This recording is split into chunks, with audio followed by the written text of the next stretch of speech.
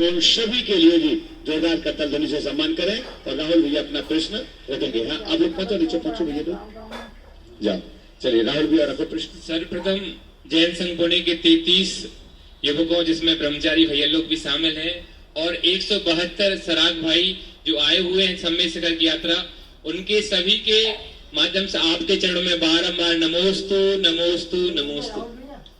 महाराज श्री पिछले 2.5 साल से करीब हम लोग बहुत प्रयास कर रहे हैं, और जो शिविर लगाते हैं, समर कैंप लगाते हैं, 10 लक्षण शिविर लगाते हैं, उसमें प्रतिसाद भी हमें मिलता है, लेकिन वो कुछ दिनों बाद 10 दिन के 1 महीने तक और उसके संस्कार चलते हैं, और उसके बाद वो कम होता जाता है। तो इन जहां जहां शिविर लगाते हैं वहां वहां पाठशाला कैसे संचालित करें, और जैसे गुरुदेव बोलते हैं महाराज की आर्थिक स्थिति सुधरेगी तो अपने आप जुड़ जाएगा। मंदिरों के पास जगह है तो वहां पर आर्थिक रोजगार के प्रयोजन कैसे हो पाए, इसके लिए मार्गदर्शन के। नमोस्तु। सबसे पहले तो मैं पूरे इस टीम को आशीर्वाद देता हूं। ये सारे युवा अपना समय निकालकर तन मन धन से धर्म की प्रभावना में लगे हैं। इनकी ये प्रभावना उत्तरोत्तर ऐसे ही बनी रहे। आप लोग बहुत अच्छा काम। नमोस्तु नमोस्तु नमोस्तु। इससे पहले कि मैं तुम्हारे सवाल का उत्तर दूं, मैं एक बार चाहूंगा आप लोग बैठ जाओ, और जो सराग भाई यहाँ आए हैं, बहनें आई हैं, यदि यहाँ उपस्थित है तो एक बार खड़े हो जाएं। वंदना करने गए थे जो भी सराग भाई आए हैं सर, पश्चिम बंगाल से, सब लोग एक समूह में खड़े कर दीजिए तो ज्यादा अच्छा। आप लोग बाकी लोग बैठ जाएं, सबको कवर करो। सब आज बहुत प्रसन्नता का विषय है।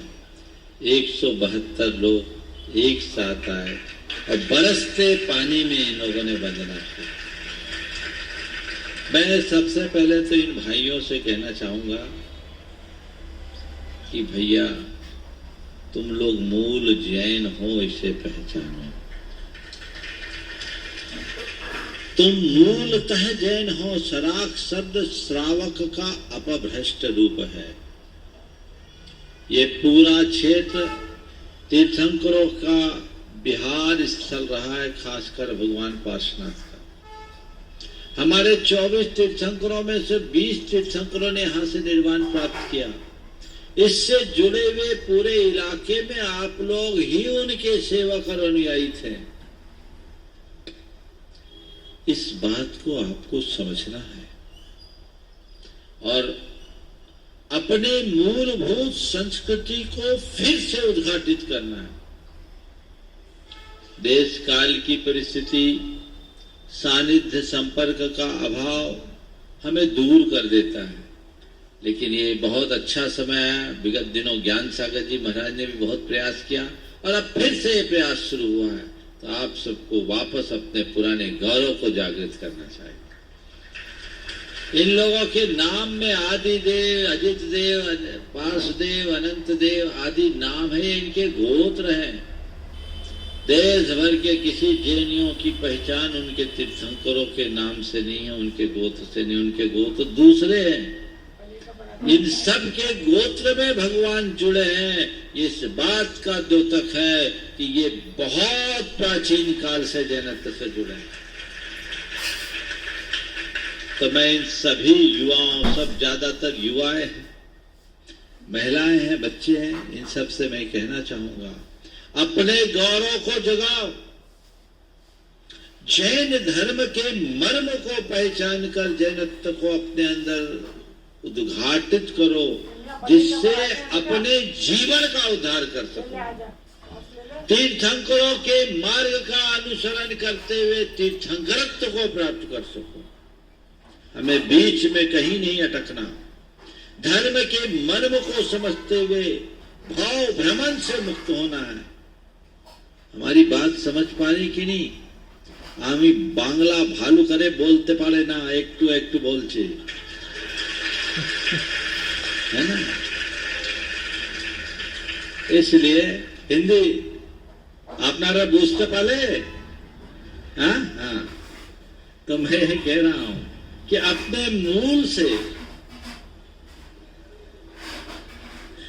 थोड़ा घूम घाम के आए, 2-4 वाक्य तो आ ही जाते हैं। तो इस मूल को समझना है और मूल को समझ करके जुड़िए। जो संस्कार आप लोगों को मिल रहे हैं उसे पहचानिए और एक एक युवा इस बात के लिए संकल्पित हो जाए, ठान ले कि हम अपने पूरे कुनबे को नहीं, हम अपनी पूरी समाज को मूल धर्म से जोड़ें।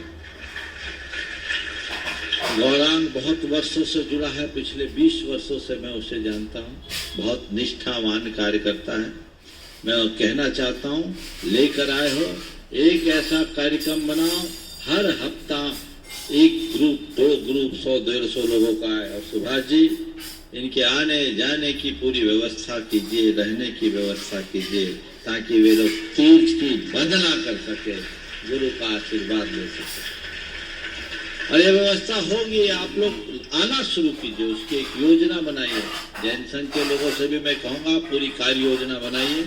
अभी इनको जगाने की जरूरत है। कल मैंने कुछ युवाओं से बात किया, उनका उत्साह देखकर मन को बड़ा सुकून मिला। ये हमारे अपने भाई हैं और शुद्ध शब्दों में कहूं तो इनसे जैन धर्म की पहचान है। अब ये भूल रहे, इन्हें जागना है, अग्रिम पंक्ति में आने की कोशिश करो। आगे बढ़ेंगे तो उपलब्धियों के शिखर पर पहुंचेंगे। मेरा सबको आशीर्वाद है और धर्म को अपने कल्याण के भाव से आत्मसात करना, लालच में फंस कर नहीं। समझ गए? ये मत सोच